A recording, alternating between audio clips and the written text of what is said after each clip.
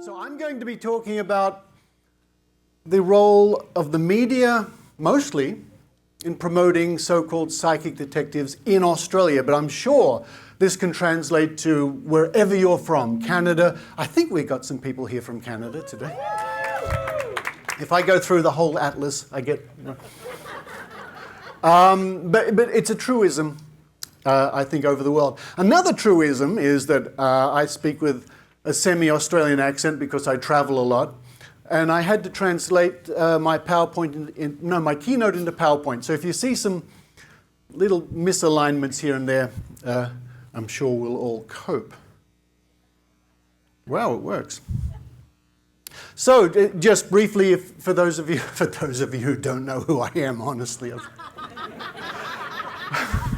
I wonder if my friend Christopher French is in the audience. Yes, French and Saunders back together again. Thank you.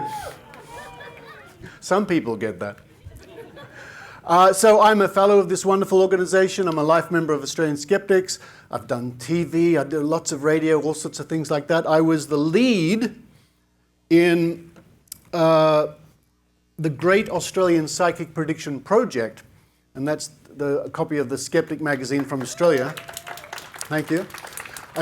A 12-year study of nearly 4,000 investigations covering 21 years. One of the largest skeptical projects ever published. And I have people in the room who are part of that team. So thank you to all those people, you know who you are, with the help of Susan Gerbic especially. A big thank you to Susan Gerbic. And when I'm not doing skepticism, I use another bit of my brain. I've only got 2 bits, I think. Skepticism and origami. For 51 years, the great passion of my life has been folding origami ever since I was 7 or 8 years old or whatever it was. And in 2007, James Randi asked me to make a flying pig. I wear his badge, and I will always wear it, the Pegasus badge. I will always wear that. Partly to remember my friendship with the amazing Randy. But in 2007, he asked me to invent a flying pig. And there it is, signed by Randy himself.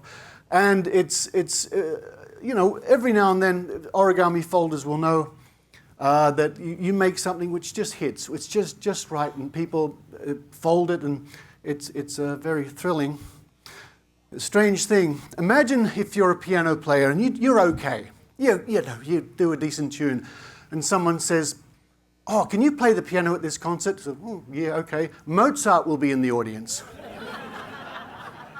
Well, in the audience today is one of the world's foremost paper folders, Robert Lang. Big shout out to you. And yesterday, it gets better, Kenny Biddle and I did a workshop. Some of you were there. And part of the workshop, oh, that's the person. There's Kenny. And part of the workshop, I did a spoon bending demonstration and lesson. And the world's best spoon bender was in the audience being Banachek. So it's been that sort of a weekend, folks. Here we go. All right. Crime and psychics. I know a lot about police investigations. I really do. You see? I'm also a part-time actor in Australia. And I have been everything from the special forces there to constables to forensics to lawyers to everything over my time doing TV work. So I'm obviously an expert in this subject when it comes to police and investigations. So we're going to be looking at psychic detectives, what they say, and the role the media plays in promoting this whole idea that people with special psychic powers can glean things from the ether, or objects, or emotions, or pick up on things and help the police. We're going to look at the role of critical thinking that we might apply to this, and how skeptics can help in general. So, psychic detectives. What an interesting field it is. And as I say, it's worldwide. Wherever country you've come from, today to visit here in Las Vegas. When you go home, you can bet your bottom dollar somewhere in your country will be people making claims that they are psychic detectives.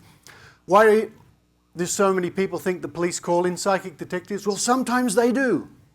And we'll get to that. We'll see that actually happens. I gave a talk once for the New South Wales Police Department. That's the state I come from. That's where Sydney is.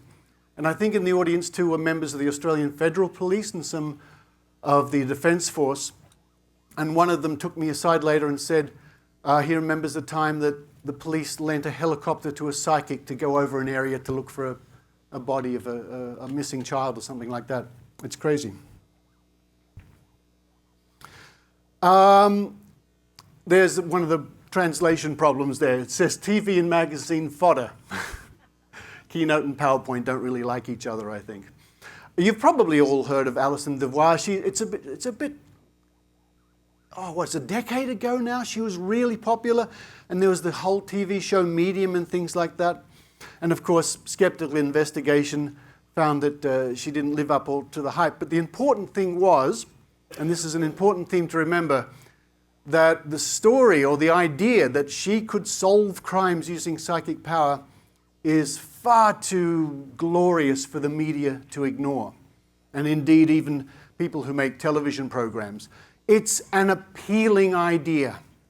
I think it's an appealing idea if it were true. Wow, let's get in people with special powers and find your missing child. Or let's discover who did, in fact, murder that person. It is an appealing idea. This, about 10, 12 years ago, maybe even stretching back a bit further, spawned a TV show in Australia called Sensing Murder, where they gathered 4 or 5 psychics together and they said, here's a cold case. And they put them in cars and they drove them all around, and the film was them looking and feeling things and sensing things and whatever. And of course, it's simply a matter of record. At no stage during all the episodes of this show did the psychics ever solve a crime or help police or give them any clues whatsoever. It went from Australia and then it ended up in New Zealand. And the thing about New Zealand is it's such a wonderful country that there are very, very few murders. You know, murders in New Zealand are a very rare event. So it's easy for anybody to study up the cases of all the murders in New Zealand over the past 20 years. So you had the case of the psychics being blindfolded or I don't know what, driven out, and they, this one. So they sort of knew a bit about it. And indeed, the Australian Skeptics, in 2007, we awarded our annual Bent Spoon Award for the perpetrator of the most preposterous piece of paranormal or pseudoscientific piffle to a program director at the Australian Broadcasting Commission, or Corporation, I think it's called now, who, in their wisdom, put an American psychic detective show on in the same slot as a very popular science show. So that was not well received by skeptics. The history of people claiming psychic powers to solve crimes goes back quite a long way. I was discovering when I looked through what we call the Trove archives. Anybody who listens to the Skeptic Zone podcast, you're the one, thank you. At last. Will know that in most episodes I read historical reports about all sorts of things. From the 30s, the 40s, the 50s, even going back into the 1800s. And as you can see there, from 1935 and 1937, there are reports about people solving crimes or claiming to solve crimes using special powers. So this is nothing new. You know, this is no new kid on the block, as it were. The most famous case to this day of a psychic being involved in an investigation was the sad case of the Beaumont children, who disappeared on January 26, 1966 from a beach in Adelaide. It was a stinking hot day, as we say in Australia. They went down, they had a little bit of money their parents gave them. They went down to the beach, and that was the last anybody has ever heard or seen or anything. And it's interesting to read the case files, because when people go missing, it's not just the person, it's everything about them goes missing. the money they had, the possessions, the comb, the bus pass, everything. Nothing has ever been found of these poor children all those years ago. So in the months following the disappearance of these children, and with no progress being made by the police, a local Adelaide man wrote to a fellow Dutchman by the name of Gerard Croisset, who was gaining a reputation of solving crimes using psychic powers. And this sparked the interest of the media because it was such an unusual thing that 3 children should go missing from an Adelaide beach in 1966. It really was. It was huge news. You know, and to this day, we don't know what happened to the poor kids. We can only speculate. It's a true mystery. But this the media, looking for more information or a story about these children, because it was such a big story, latched on to the fact that there was this Dutch seer, as he was often referred to, as seer, not a clairvoyant, not a psychic, but a seer. And so the media began to really report about this. And eventually, he was flown to Adelaide from the Netherlands. And a reporter even went halfway to Singapore, or wherever the stopover was, to join the plane, to be with this seer. Such was the media interest. And it was front page news. And hundreds, if not thousands of people were at the airport to greet him. Such was the interest, and such was the media whipping up this whole thing. And I had a very interesting time going through historical papers and looking at what happened. So he arrived in November of the same year. He was driven around for 2 or 3 days with a pack of media following him. And from all the magazine reports I could find, all the newspaper archives detailing what happened was he was just in the back of a car. He would say, "I feel we should drive over here." He'd drive over there 2 or 3 miles, get out, he'd walk around. "Let's go over here." Back into the car, media in tow. And after 3 or 4 days doing this, he declared that his visions were telling him that the children were buried under a new slab of concrete under a warehouse. But he had to leave because he had things to do in New York. So off he flew. Now, this wasn't very exciting for the media because it's left this great mystery hanging. Well, what do we do? The seer, who's come all the way here from the Netherlands, was being driven around with thousands of people interested in the media pack, says that the children are buried under this concrete slab.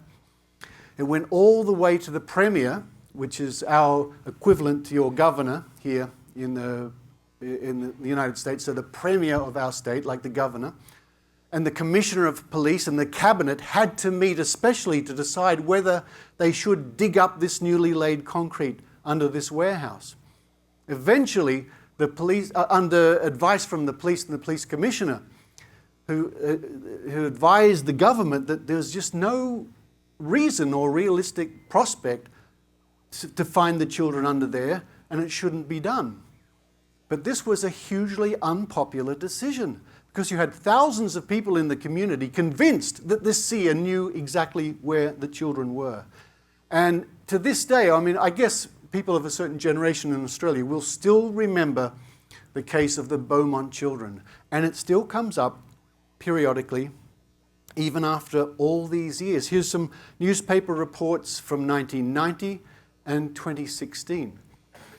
So sure were the people back originally in the late 60s that they banded together and formed a special citizens brigade, collected the money necessary, thousands of pounds, because Australia was still using the pound systems, but you can understand, a lot of money. And they arranged for an excavation privately under the warehouse. Naturally enough, nothing was discovered. Which, And just getting back to Gerard Crosset's visit to Australia, one of the things he did was to visit the parents. So, whether he gave them false hope or not, we don't know. We don't know what happened. But for decades since, the parents, who I believe are now both deceased, although they did live very long, sadly would die without the knowledge of knowing where their children were, and certainly without any help of this so-called psychic or seer. But I just want to impress upon you how much the people of the time, and especially in the city of Adelaide, really believed this guy could see where the children were. He really had the clues, so much so that they banded together to show that, yes, the seer knew where they were and excavate. And as late as only a few years ago, the police, acting upon much better evidence, of course, conducted a series of excavations around Adelaide, or in one certain spot where information led them to believe the children may well be buried. Sadly, it was another false lead in this case. But you can imagine how good it would have been. And I would have given this man all the prize money in the world if he could use special powers or whatever to locate the missing children and put the family's mind at rest, at least to some degree. But our society, our world, doesn't work that way. Sometimes we really, really wish it would. Of course, sadly, like any modern first world country, we've had our share of what they call serial killers and famous cases. And there's just a list of few of them who have plagued Australia. I won't go into the details of the crimes. I think you get the idea. I guess you can glean from that. One of them was called the Granny Killer. So it's no surprise he was preying on elderly women. We had the backpacker murders, young kids from Germany. In fact, one of the times I played a police officer was in the dramatization of this man's crime. So that was a very strange experience. I played a forensic police officer, I think, exploring the forest to see if we could find any clues to where these poor young travellers in their late teens and early 20s met very, very violent deaths at the hands of that man there holding the gun. And I need not go into great details. We've had our fair share of murders. The last gentleman there, the elderly man, was only convicted, I want to say a year ago or 2 years ago, for a crime committed in around about 1981 or 82. A famous murder, or a disappearance, I should say. He was convicted of murder 40 plus years later, but the body has never been found. And this is very important. So, let's get back to the media and why this is such an interesting topic for the media. And especially what we loosely call women's magazines. I don't know what you'd call them here. Tabloid magazines, the things you find at the checkout at the supermarket. And they regularly have their psychics who give astrology and advice and all these sort of things. One of the more famous ones of about 20 years ago, 15, 20 years ago was Anne. And they would publish stories about Anne who said that she aided in police investigations, or she's helped the police with this case and the granny killers in this case and whatever. And I don't think anybody really bothered to fact check. It's not their business. They know this will sell. That's their business. They don't have to report the truth. It's not that important. An interesting story is far more important to these people. To the magazine. It's a business. There we are. Anne helped police solve two of Australia's most shocking crimes, it says. Anne gave police information about the granny killer. And, all right, did she? That's interesting. She gave information to the police? That's extraordinary. Well, what was that information? And here's a clip of Anne with a TV host at the time named Kerry Ann Kennelly. Kerry Ann's in the yellow. And here she is discussing how she helped police. Let me see if I can hopefully make that go. If I press the right button. who joins us this morning. And great to have you with us. Good morning. Lovely to be here. And a clairvoyant of great note. You've done some wonderful predictions in your life and also helped police with murder cases. Yes. What are some of the most significant cases? Granny killers and backpacker. And how helpful was that information for the police? Well, with the granny killers, I told them 4 months before the mistake I made. His house was number 81, number 18, not 81. So I had the address back, the number of the house back to front. So you actually gave them the address? Yes. Wow. You know, so how did the police take that information? I don't know. I when I'm getting something, I just put it down and I send it off. It's for them what they do with it. You know? She did what? She sent them the wrong information and she doesn't know what they did with it? And she helps police solve crimes? It's that blatant. It's that. I mean, I would dare say in her mind, she really did help with the case. And that's another aspect we must look at, and we'll see more of this coming up soon. Okay, here's a translation problem. There's a little circle on that page that the words have disappeared. The word that have disappeared are skeptical and negative. Skeptical, oh, I see. No, it's just been moved. It's been teleported. All right. I circled the word skeptical and negative. Debbie Malone, I know Debbie Malone. I did a TV show with her once. She is billed as Australia's psychic detective. And again, we're hearing much more of the same claims. The media love her. They'll print stories about her. She's been involved, one degree or another, in certain cases. As you can see there, helping the police. The newspapers and the tabloids, these magazines, of course, this is what they want to say. It's what their readers want to hear. And again, you'll see it again and again. Assisted investigations, help the police. It sounds great, doesn't it? It sounds very comforting. Called in by the police. And as we've mentioned before, yes, sometimes certain people in the police department will call in a psychic. Sometimes it's because they've been badgered and pressured by the family members who are firm believers in psychics. And the family members will say, you must call this woman, she's a psychic, she'll help us with the case. And then it gets very contentious. Did the police call this person, or was the person brought in by the family, or did the psychic themselves, I use the word psychic loosely, did they contact the police and say, you must use me? And the police said, oh, this could be a lead. Very famous case, that gentleman, that elderly gentleman who just got convicted, it's called The Teacher's Pet, was a podcast all about this case. Police recruited Debbie. It turns out that her involvement with this case many years ago, she originally was the one who contacted them. And then she did a psychic reading for members of the family and certain police at the time, and that was reported in the press. And she ended up saying that the body of this woman was buried around the house, under a pool, or in the back of the house. And I have a good section of the police transcript of that original psychic reading all those years ago, and various appearances on her later on in TV over the decades. And one of the things I do as an investigator, and Kenny will know what I mean, is you analyze psychic readings line by line, and you can deconstruct, and you know the psychological interplay, and you can see this thing happening. It's a fascinating thing. And of course, at some stages, the police did dig around the house. Nothing was found, and it's still a mystery. Even though the man was convicted, it's still a mystery as to where his wife, Lynn, ended up, which is very sad.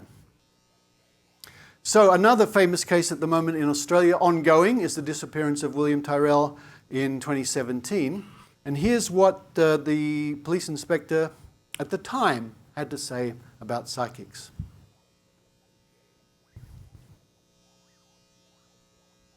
Encourage those people to come forward. But please don't waste our time. We're not interested in information from clairvoyants or people that have dreams. We're focused on this investigation, following up information that's relevant to William's disappearance.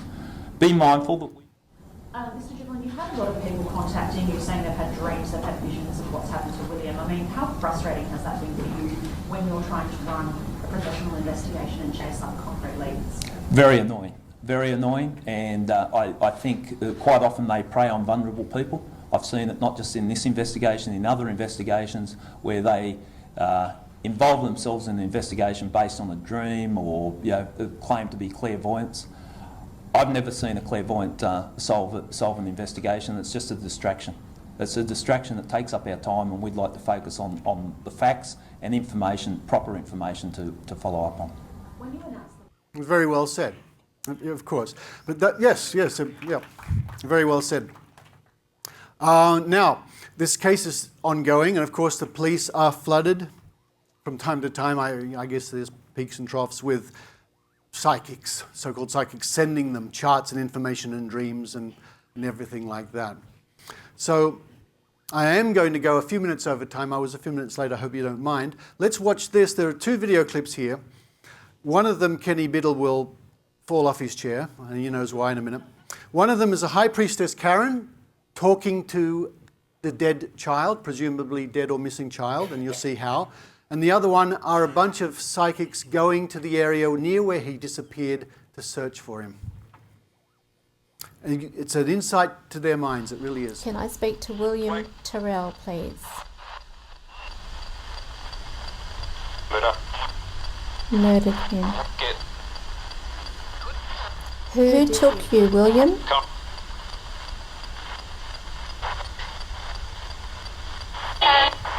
Dad. Okay. Who hurt you, William? Do you want to talk about it?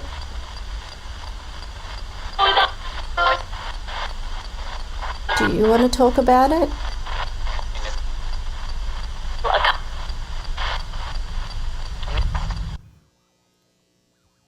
Audio pareidolia, right? Hi, I'm Verena from Yes, You're Experiencing Supernatural and Psychic Wonders. Now, why I'm talking to you today is to make you aware of what we're up to as a paranormal investigative crew. Altina, Brian and myself will be going to Kendall, New South Wales in search of William Terrell. Now, why are we doing this? Is because William came to me a very long time ago, a couple of years ago, 3, when he first went missing. His spirit came to me. I don't want to confuse you there. And yes, we believe he has passed, and not long after he went missing. Now, we have had some leads, and we have given everything, all the information to the police years ago. I know this sounds awful, guys, but I asked William to show me where his physical body is right now last night, and he looked at me a little bit peculiar, confused. He says, "I got bones." And I said, "Okay, can you show me your bones, honey?" So what I'm asking you now, if we do it, we'll do it here. Yeah. What I ask you now, William, is show us your bones, darling. Now we've got his Spider-Man, so do you want to put it on the ground? The child was last seen wearing a Spider-Man outfit. Please, on the side, there's a little, on the side there's a little black button. I think yep, see Willie? That's your toy, honey. Do you like Spider-Man? So, now, I guess you might agree with me that these people seem very sincere. They really think they're getting visions and dreams and everything, and they really think by traveling all the way to the area near where the child disappeared, they might be able to find him. They think they're getting messages from him. There's a lot to deconstruct there, Chris French. I'm sure you'll agree. But I guess the point I want to make with that is remember who we're dealing with. They're not all just sideshow hucksters. There's a lot of sincere people. And indeed, we've got interest from this country. There's a psychic in this country who knows about the case and sending information. Okay, let's wrap up with this gentleman, Sheriff Don Gudmundsson, who has something very, very salient to say, I think.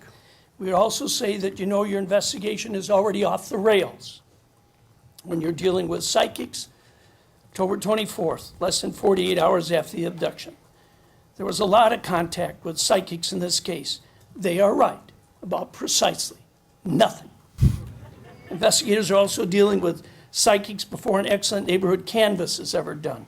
They're also clairvoyants, tarot cards, Indian medicine men, witching rods, Satanists, voodoo, witchcraft, hypnosis, premonitions, and dreams and repressed memory reports in the file. There are thousands of pages. All right. So to wrap up and get to the critical thinking part, there's so much we can explore here with critical thinking and skeptical investigation when it comes to these psychic investigations of these so-called psychic detectives. There's good old-fashioned research, looking at what really happened, looking at the newspaper reports, looking to see what help, if any, were given to the police. It's a broad field for skeptics. There's psychology. There's a psychology of those people who will knowingly rip off and perpetrate fraud on people who are in grief or anguish or desperation to know where their missing loved ones are. There are people like that in society. Some of them choose the psychic route because even if the skeptics complain, they can say, oh, just don't listen to the skeptics. So this is a rich area for critical thinking on many levels. How can skeptics help? We can be a resource for the police. We can be a resource for media if they will listen to us. We have the run, it's a term used in cricket, the runs on the board. When you score in cricket, it goes up on a big board. We say we have the runs, we've done the work. We are here for the media, we're here for the police, we're here for society. We're happy to talk to you and give you all our insights after many decades of investigations. And with that, ladies and gentlemen, again, what a wonderful thing it is to be back with you all the way from Australia. It's wonderful to see so many friends I've known over many decades, and I want to thank you very much for listening to me this afternoon. Thank you.